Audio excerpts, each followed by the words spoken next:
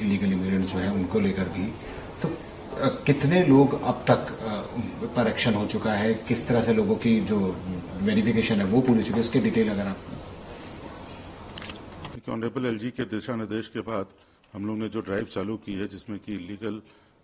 Immigrants को हमने पहचानना और उनको डिपोर्ट करने का काम चालू किया है, उसमें हमको बड़ी अच्छी सफलता मिली है। जोन 2 में जो सदर्न जोन है, उसमें अब तक हमने करीब 25 से ऊपर ऐसे इलीगल इमिग्रेंट्स को आइडेंटिफाई किया है और उनको डिपोर्ट करने का काम भी चालू कर दिया है। लेकिन इसमें इसी क्रम में हमको साउथ डिस्ट्रिक्ट में बहुत ही बड़ी सफलता मिली, जब हमने एक ऐसे पूरे रैकेट का भंडाफोड़ किया,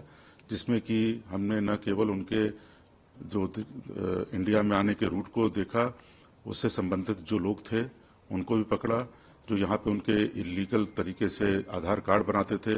उस पूरे रैकेट को देखा, उसको पकड़ा। आपको पहले भी बताया गया था कि एक फर्जी वेबसाइट बना करके वहाँ पे इस आधार कार्ड का वेरिफिकेशन वगैरह ये करवाते थे, जिसमें कि जो सपोर्टिंग डॉक्यूमेंट्स होते थे वो नकली होते थे, लेकिन उसको वो एक वेबसाइट के थ्रू वो करवाते थे कि वो वेरीफाइड हो जाए। तो इन सब पे भी हमने काफ़ी काम किया और इसके लिए हमको बहुत मेहनत करनी पड़ी, क्योंकि बहुत सारे ऐसे लोग हैं जो कि अब यहाँ के वैलिड डॉक्यूमेंट्स लेकर के यहाँ पे रहना चालू किए हैं। तो इसके लिए हमको ह्यूमन इंटेलिजेंस और इसके साथ साथ जो टेक्निकल सर्वेलेंस है उसका भी सहारा लेना पड़ा है, और अब तक जो हमको कामयाबी मिल रही है उससे हम काफ़ी प्रोत्साहित हैं। सर, जैसे आपने काफ़ी समय से यहाँ पर रह रहे हैं और हर डिस्ट्रिक्ट की बात की जाए तो कितनी टीमें, कैसे टीमें बनाएगी, कैसे इस पर आप लोगों ने इस पर काम करना शुरू करा, क्योंकि जैसे ही निर्देश आया उसके बाद से ही दिल्ली पुलिस एक्टिव हो गई, तो किस तरह से रहा वो प्रोसेस, थोड़ा सा बता दीजिए। जी देखिए, इसमें पहले तो हम ह्यूमन इंटेलिजेंस के थ्रू, और जो पहले इस तरह के हमने इलीगल बांग्लादेशीज पकड़े थे जो किसी क्राइम में इन्वॉल्व हैं, उनको हमने पहले टारगेट किया, उनसे बातचीत करके हमने और भी इंफॉर्मेशन निकाली, और जो भी ऐसे शक के दायरे में हमारे पास आए लोग, उनको हमने उनके जो आधार कार्ड इत्यादि पे उनके जो पते दिए थे, वहाँ पे चाहे वो असम में हो चाहे बंगाल में हो, जहाँ का उन्होंने पता दिया था, वहाँ हमारी टीम्स गई, वहाँ पे जाके उन्होंने वेरीफाई किया। जब वहाँ से वो वेरिफिकेशन नहीं हो पाया तो हमको पता चल गया कि ये इलीगल इमिग्रेंट्स हैं। कईयों के पास हमें बांग्लादेश के आईडी कार्ड्स भी मिल गए हैं, और उनके पास वहाँ का आईडी कार्ड है और यहाँ का उन्होंने वोटर आईडी कार्ड भी बना रखा है। तो ऐसे लोगों को भी हमने गिरफ्तार किया है। लेकिन ये बहुत ही पेन्स टेकिंग प्रोसेस है, इसमें समय लगता है। जो टीम्स हमारी बाहर जाती हैं, वो दूर दराज के जो डिस्ट्रिक्ट्स हैं, चाहे वेस्ट बंगाल के हों चाहे असम के हों, वहाँ पे जाना, उन गांवों में जाना, वहाँ के प्रधानों से कांटेक्ट करना और ये इंश्योर करना कि हम वाकई सही गलत आदमी को ही हम रिपोर्ट कर रहे हैं या उसको हम आइडेंटिफाई कर रहे हैं, और कोई हमारा जो भारतीय नागरिक है वो इसमें गलत तरीके से न फंस जाए, इसको भी इंश्योर करना हमारे लिए काफ़ी चैलेंजिंग टास्क रहा है।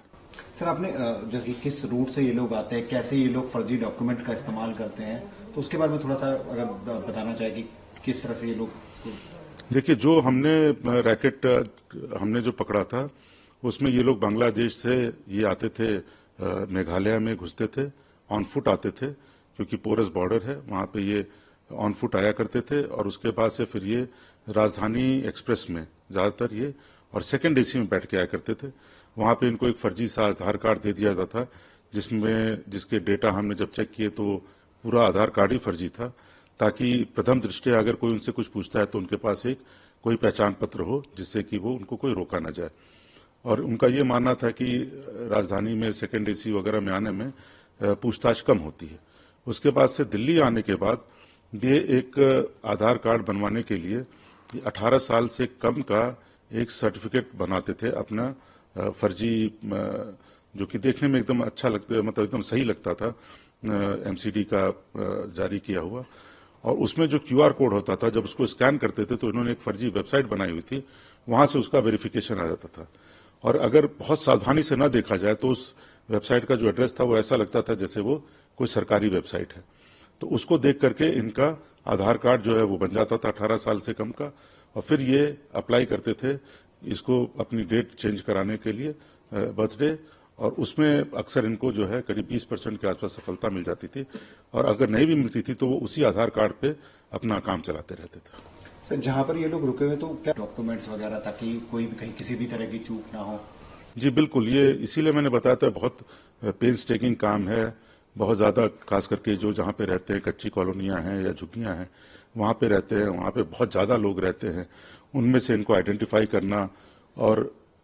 उनको ही चेक करना, अदरवाइज जो हमारे नॉर्मल सिटीजन है वो हरास ना हो, इन सबको ध्यान में रख के ये काम करना पड़ता है। तो इसमें हमको काफ़ी चैलेंजेस आते हैं, लेकिन फिर भी अभी तक जो है हमने ये इंश्योर किया है कि जो वैलिड सिटीजन्स हैं वो तंग ना हों, और केवल जो इलीगल इमिग्रेंट्स हैं जिन पे वाकई सस्पिशन है उन्हीं को हम टारगेट करें वेरिफिकेशन के लिए। और सर, इससे क्राइम में भी असर पड़, जो लोग हैं इलीगली रह रहे हैं या फिर इलीगली डॉक्यूमेंट्स बना के तो ये भी एक्टिविटी में शामिल रहते हैं।